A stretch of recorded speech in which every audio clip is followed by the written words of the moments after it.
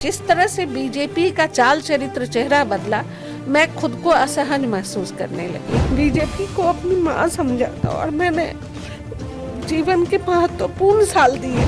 मेरा क्या खोना क्या पाना, बस बिहार बदल जाए। तो मुझे लगा कि शायद जंगल राज से ज्यादा भ्रष्टाचार इस राज्य में है। झटपट उद्यत हुई स्वयं ही अनल ज्वाला धधकाने को लपटों में जाकर सिमट गई, जो अपना मान बढ़ाने को। भारतीय नारी को लेकर राष्ट्रकवि दिनकर की ये पंक्तियां आज आपको हम इसलिए सुना रहे हैं कि बिहार के एक ऐसे परिवार की महिला जो पहली बार अपने परिवार से बगावत करके राजनीति में आती हैं, 25 से 30 वर्ष एक पार्टी को देती हैं, और जब पार्टी के द्वारा उन्हें प्रमोट करना होता है तो उनकी जात बिहार में उनके राह का रोड़ा बन जाती है। नाम विनीता मिश्रा, आपने भी सुना होगा। 90 का वो दौर जब बिहार में बॉलीवुड के कलाकार आने से डरते थे। बिहार की पहली वुमेन जो शोमैन के रूप में बनी और पटना में तमाम बड़े कलाकारों का यहाँ कार्यक्रम करवा दिया। बाद के दौर में विनीता मिश्रा जो है वो बीजेपी में शामिल हो गई। इनके सामने आदर्श अटल बिहारी वाजपेयी, लाल कृष्ण आडवाणी, श्रद्धेय कैलाशपति मिश्रा, ताराकांत झा और वो तमाम चेहरे थे। लंबा वक्त पार्टी और संगठन में दिया, पर 2025 आते आते विनीता मिश्रा को लग गया कि जिस पार्टी को अपनी मां समझ रही थी, जिस पार्टी को इन्होंने अपना पूरा जीवन समर्पित कर दिया, वो पार्टी तो इन्हें अपना समझती ही नहीं है। फिर विनीता मिश्रा ने बड़ा कदम उठाया और बिहार के बदलाव के लिए प्रशांत किशोर की अगुवाई वाले जनसुराज में शामिल हो गई। कई सारी अनसुनी कहानियां विनीता मिश्रा की आज के पॉडकास्ट में हम आपको सुनवाएंगे। सबसे पहले स्वागत है। धन्यवाद। चलिए, बातचीत तो शुरू हो गई। आपका मैंने परिचय भी करा दिया। विनीता मिश्रा की कहानियां हैं, बड़े जमींदार परिवार से आई, बड़े लाड़ प्यार से आपका लालन पालन हुआ। जिस दौर में लड़कियां स्कूल नहीं जाती थी, उस समय आपने उच्च शिक्षा ग्रहण की। चाहेंगे वहीं से कहानी की शुरुआत? जी बिल्कुल। बहुत ही अच्छे परिवार, मेरे पापा अफसर थे और बहुत अच्छी फैमिली से मैं आई जी। लेकिन 15 साल की उम्र में मेरी शादी हो गई और मेरे ससुर ने ही मुझे खोजा। उन्हें बहुत विश्वास था, वो मेरी सास नहीं थी तो उनको पता नहीं क्यों लगा 10 भाई बहनों के परिवार में पता नहीं मुझ में क्या दिखा। वो बड़ी जिम्मेदारी से मुझे अपने घर लेके आए और बोले ये मेरा बेटा है। और उस दिन से पारिवारिक जिम्मेदारी संभालते हुए मैंने अपनी पढ़ाई भी जारी रखी। और उसके बाद जो आगे के दिनों में जो व्यवसाय में नुकसान हुआ या जो भी विपरीत परिस्थितियां आई, उसने मुझे जीने का हौसला दिया। और उसके बाद मुझे समझ में आया कि लोगों की समस्याएं क्या होती हैं और किस तरह से उससे जूझना पड़ता है। तो मेरा स्वाभाविक झुकाव शुरू से गरीबों के प्रति था और मैं उनके लिए काम करना चाहती थी, क्योंकि बचपन से मेरा सपना था IAS बनने का। तो कहीं ना कहीं गरीबों के लिए काम करने का जज्बा था।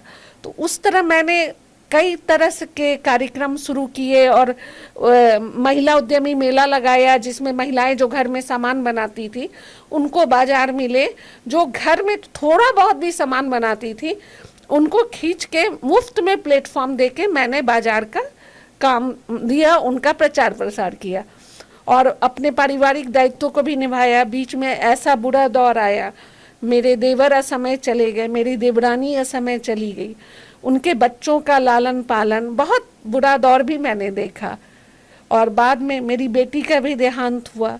वो सारे दौर को देखते हुए भी मैं अपने सामाजिक कर्तव्य को निभाते आई हूँ और मेरे अंदर ये जज्बा शुरू से था कि मुझे अलग समाज के लिए कुछ करना है। मैं आम औरतों की तरह नहीं सोचती थी कि हाँ घर में बैठ के और आराम से ज़िंदगी काटनी है सीरियल देख के, ये मेरा कभी ध्येय नहीं रहा। तो मेरे अंदर ये थी, कठिनाइयाँ बहुत आई जीवन में, पर मैंने संघर्ष करके अपने को मजबूत किया और बीजेपी में जो भी दायित्व मिला कोई नहीं बोल सकता। चलिए बीजेपी में आएंगे, लेकिन उससे पहले वो कहानी आपकी जुबानी सुनेंगे। बिहार का जंगल राज का दौर कहा जाता था। विनीता मिश्रा पंकज उदास, जगजीत सिंह से लेकर तमाम बड़े कलाकारों को कैसे बुला लेती थी पटना? हाँ, उससे पहले एक बात और मैं बताना चाहूंगी। जब मेरा बड़ा बेटा होने वाला था और जिस दिन उसका जन्म हुआ सुबह 7 बजे और मैं 9 बजे एग्ज़ाम देने के लिए परीक्षा हॉल में मुझे लेटा के ले जाया गया था एम्बुलेंस से, क्योंकि मैं बेहोशी में भी चिल्ला रही थी कि मेरी परीक्षा ना छूटे। तो मेरे अंदर वो जज्बा था, मैं हमेशा कुछ करना चाहती थी। और उसके बाद मैंने अचानक से एक दिन कहीं देखा कि जगजीत सिंह का कोई कमेंट था न्यूज़ में, किसी ने संपर्क किया था तो उन्होंने कहा मैं बिहार नहीं जाऊंगा। और जंगल राज की जो बदनामी थी उससे बिहार आने से लोग डरते थे। तो मैंने पता का उपाय किया, जगजीत सिंह का एक पता मिला और उनके सेक्रेटरी कुलदीप साहब का।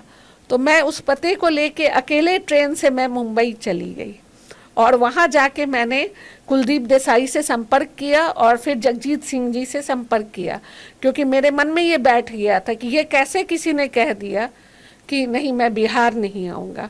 और मैंने उतना बड़ा आयोजन किया और जिस समय जगजीत सिंह स्टेज पे गा रहे थे मैं पीछे खड़ा होकर रो रही थी, क्योंकि मुझे लगा कि मैंने बहुत बड़ा मतलब बिहार की गरिमा को फिर वापस लाने का एक प्रयास किया है।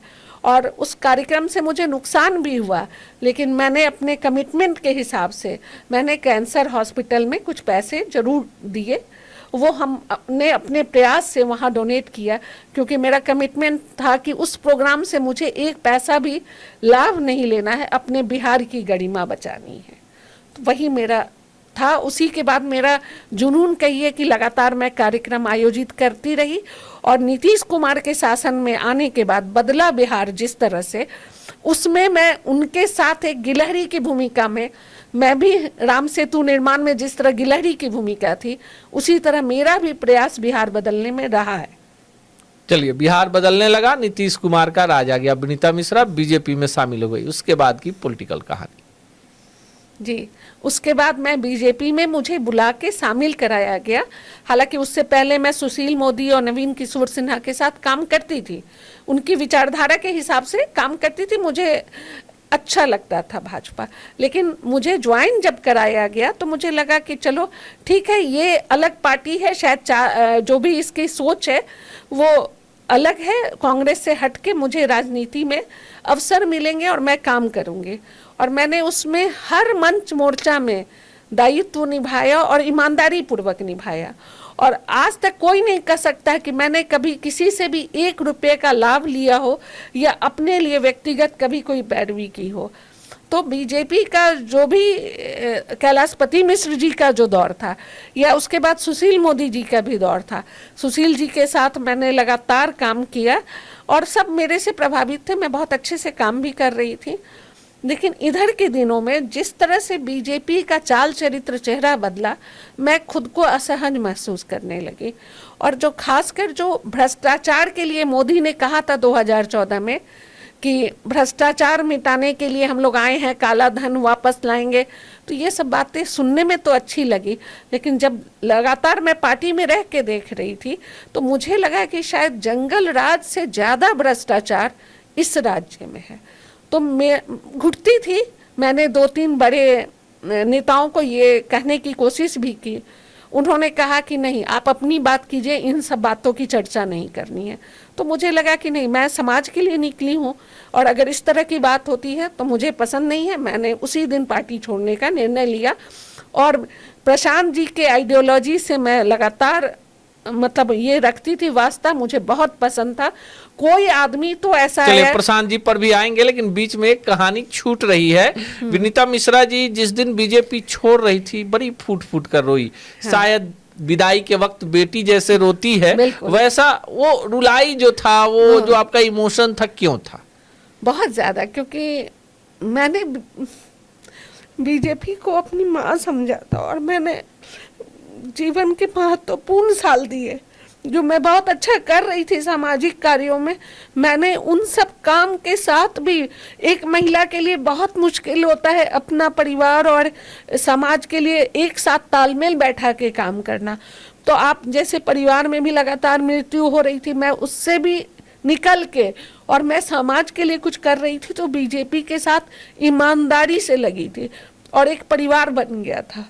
लेकिन जो मुझे वहाँ मिला इधर के दिनों में वो मैं कह नहीं सकती। ये काफी भावुक हो जाती है विनीता मिश्रा, और जाहिर सी बात है कि जो घर बनाता है अपने ही घर से जब बेघर होता है तो उस दर्द को भला उससे ज्यादा कौन समझ सकता है। विनीता मिश्रा जो है टाइटिल में बिहार में मिश्रा टाइटिल ब्राह्मण भी लगाते हैं और भूमिहार भी लगाते हैं। भूमिहार जो बिहार की राजनीति में है, सीधे सीधे बात कर ले बीजेपी की राजनीति में है, शुरू से ही आधार स्तंभ की तरह रहे। विनीता मिश्रा अच्छा काम कर रही थी, लंबे समय से काम कर रही थी।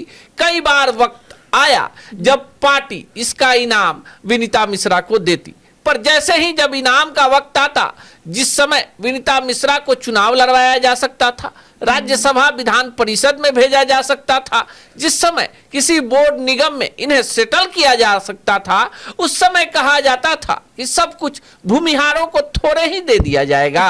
अब ऐसे में इनको लगता था कि एक लंबा वक्त गुजरता जा रहा है, जो लोग हमसे 15-20 साल बाद आए हैं उन्हें प्रमोट किया जा रहा है, तो इस निष्ठा ईमानदारी की कीमत क्या। फिर विनीता मिश्रा ने प्रशांत किशोर की पार्टी से जुड़ने का कैसे निर्णय लिया। प्रशांत किशोर जी का विजन मुझे बहुत अच्छा लगा, और पहली बार लगा कि कोई बिहार के लिए बात कर रहा है। उससे पहले जब मैं बीजेपी में थी तो मुझे इधर के दिनों में जो लगा था कि मुद्दों की बात नहीं होती थी जी। जब भी बात होती थी जाति की और धर्म की, जिससे हम लोगों को नहीं पढ़ाया गया था। जाति और धर्म से भेदभाव हम लोगों को कभी नहीं पढ़ाया गया। ये लोगों का परसेप्शन है, या जो भी कहानी बनाते हैं लोग राजनीति के लिए।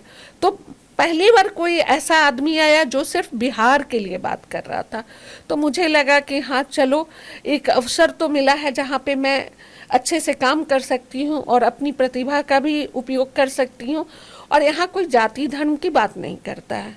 तो अच्छा लगा, पढ़े लिखे लोगों के बीच आई और सम्मान भी मिला। यहाँ मुझे जाति से नहीं तौला जाता है। चलिए, यहाँ इन्हें जाति से नहीं तौला जाता। विनीता मिश्रा भावुक हो जाती हैं। 15 साल के उम्र में बड़े परिवार, बिहार के एक बड़े चर्चित भूमिहार परिवार में बहू बनकर आ गई। 15 साल की उम्र में, उस दौर में 70 का दौर था, उस दौर में 70-80 के दौर में शादियां हो जाती थी। बड़े बेटे का जन्म हुआ, 3 दिन के बाद परीक्षा थी। उसी दिन 2 घंटे बाद परीक्षा थी जी। और इन्होंने अपने जिद के आगे परीक्षा दिया। तो सोचिए कितना जागरूक परिवार होगा। जीवन में काफी कुछ उतार चढ़ाव देखा। अपनी सबसे लाडली बेटी को अपने आंखों के सामने अग्नि में समाहित होते देखा। बड़ा संघर्ष किया, पर आज भी विनीता मिश्रा ने अपने चाल चरित्र, चेहरे और दामन पर दाग नहीं लगने दिया। नजर में नजर मिलाकर और पुरुषों के इस समाज में एक ऐसी मानसिकता के बीच खुद को स्थापित किया जहां सबकी दीदी बनकर रह गई। चलते चलते आखिरी सवाल, विनीता मिश्रा खुद को अब कहां देखती? अब बस बिहार बदलना है। अगर हम लोग ना भी रहें तो जिस तरह से बिहार को गर्त में 35 सालों में डाला गया, अगर नीतीश कुमार का 2005 से 2010 का शासन छोड़ दिया जाए तो लालू राज का 15 साल और उसके बाद का जो ये 15 साल है, इसमें जो भ्रष्टाचार का नंगा नाच हुआ है, ये हर राज्य के घोटालों से बड़ा घोटाला जिस तरह से यहाँ हुआ है, मैंने तो सब आंखों से देखा है। और मैंने देखा है लोगों को जिनका चाल चरित्र, चेहरा क्या है, बोलते कुछ हैं और करते कुछ हैं। तो शायद अगर आगे की पीढ़ी भी हमारी सुधर जाए और जात पात से ऊपर उठ के केवल बिहार के लिए सोचे और प्रशांत जी के विजन को मान ले, मेरे लिए वही सबसे बड़ी बात होगी। मेरा क्या खोना क्या पाना, बस बिहार बदल जाए। और चलिए, मेरा क्या खोना क्या पाना, बस बिहार बदल जाए। ना अब कुछ पाने की इच्छा और ना अब कुछ खोने का डर है। विनीता मिश्रा आज भी उसी तेवर के साथ बिहार के बदलाव की कहानी में अपने लिए सहभागिता तलाश चुकी हैं, और इन्होंने पहले ही कहा कि एक गिलहरी की भांति एक बेहतर प्रयास में इनकी भूमिका रहती है। इनसे हुई बातचीत को, इस पॉडकास्ट को आप किस रूप में लेते हैं, आप अपने कमेंट हमारे कमेंट बॉक्स में जरूर डालें।